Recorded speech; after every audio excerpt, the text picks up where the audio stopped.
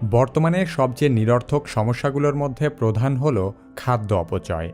পৃথিবীতে উৎপাদিত সকল খাদ্যের 3 ভাগের 1 ভাগ সরাসরি আবর্জনায় পরিণত হয়। অন্যদিকে প্রতি বছর প্রায় 1 কোটি লোক না খেয়ে মারা যায়।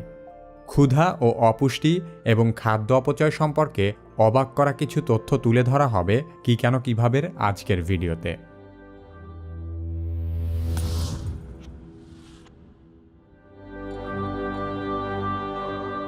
জাতিসংঘের তথ্যমতে বিশ্বব্যাপী প্রায় 85 কোটিরও বেশি লোক মারাত্মক অপুষ্টিতে ভুগছে।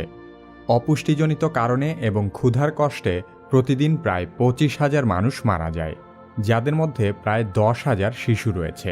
অর্থাৎ প্রতি 10 সেকেন্ডে একটি শিশু না খেতে পেয়ে মারা যাচ্ছে। শুধু তাই নয়, প্রতি বছর নতুন করে আরও 10 কোটি লোক খাদ্য কেনার সামর্থ্য হারায়। পৃথিবীতে এত পরিমাণ খাবার উৎপাদিত হয় যে সবাই খাওয়ার পরও খাদ্য বেঁচে যাওয়ার কথা।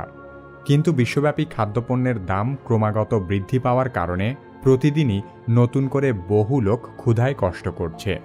বিষয়টি যদি এখানেই শেষ হতো তাহলেও মেনে নেওয়া যেত, কিন্তু ক্ষুধা ও অপুষ্টির সমস্যাকে আমরা আরও কয়েকশো গুণ জঘন্য করে ফেলেছি মাত্রাতিরিক্ত খাদ্য অপচয়ের মাধ্যমে।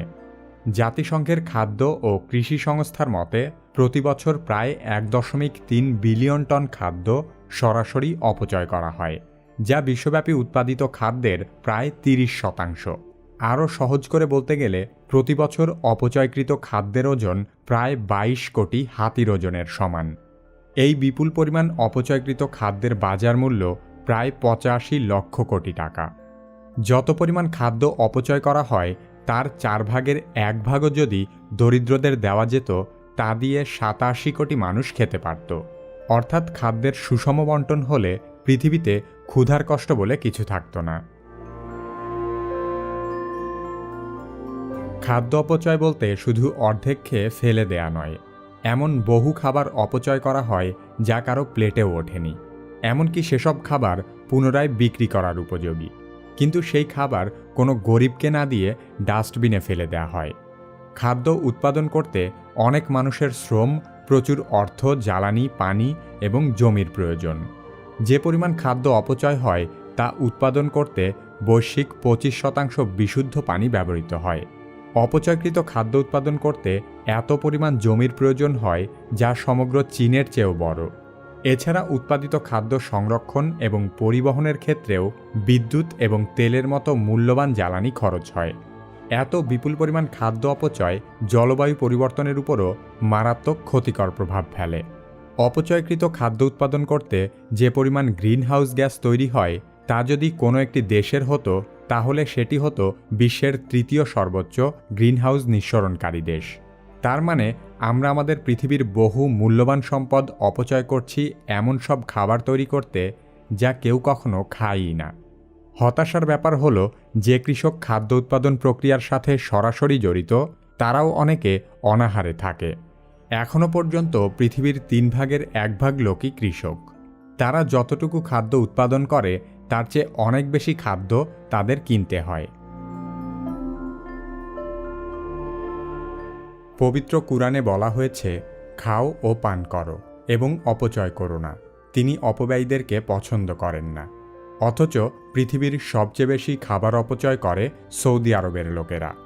একজন সৌদি নাগরিক প্রতি বছর গড়ে প্রায় 250 কেজি খাবার নষ্ট করে। খাদ্য অপচয়ের একটি বড় কারণ হল বর্তমান সময়ের স্বাভাবিক রেফ্রিজারেটরগুলো অতীতের তুলনায় প্রায় 15% বড় করে তৈরি করা হচ্ছে। একটি গবেষণায় দেখা যায় মানুষ ফ্রিজের খালি জায়গা পছন্দ করে না, সে কারণে প্রয়োজনের অতিরিক্ত খাবার কিনে ফ্রিজে সাজিয়ে রাখে, যার অনেক কিছুই হয়তো শেষমেশ আর খাওয়াই হয় না। শুধুমাত্র আমেরিকায় দৈনিক এত পরিমাণ টাটকা খাবার ফেলে দেওয়া হয় যা দিয়ে অনায়াসে পৃথিবীর সবচেয়ে বড় ফুটবল স্টেডিয়াম ভরে ফেলা যাবে। অথচ আমেরিকার মতো তথাকথিত উন্নত দেশেও প্রতি 8 জনে 1 জন নিয়মিত খেতে পায় না। খাবার অপচয় করতে আমরা কেউ পছন্দ করি না, কিন্তু বিষয়টা নিয়ে আমরা খুব একটা ভাবিও না। বৈশ্বিক খাদ্য অপচয়ের অভ্যাস রাতারাতি পরিবর্তন করা যাবে না। আজ থেকে আমরা ব্যক্তিগতভাবে চেষ্টা করব খাদ্যের অপচয় শূন্যের কোঠায় নামিয়ে আনতে। সেই সাথে ক্ষুধার্তকে খাদ্য দান করার চেষ্টা করব। এই ভিডিওটি বেশি বেশি শেয়ার করে সবাইকে খাদ্য অপচয় সম্পর্কে সচেতন করি।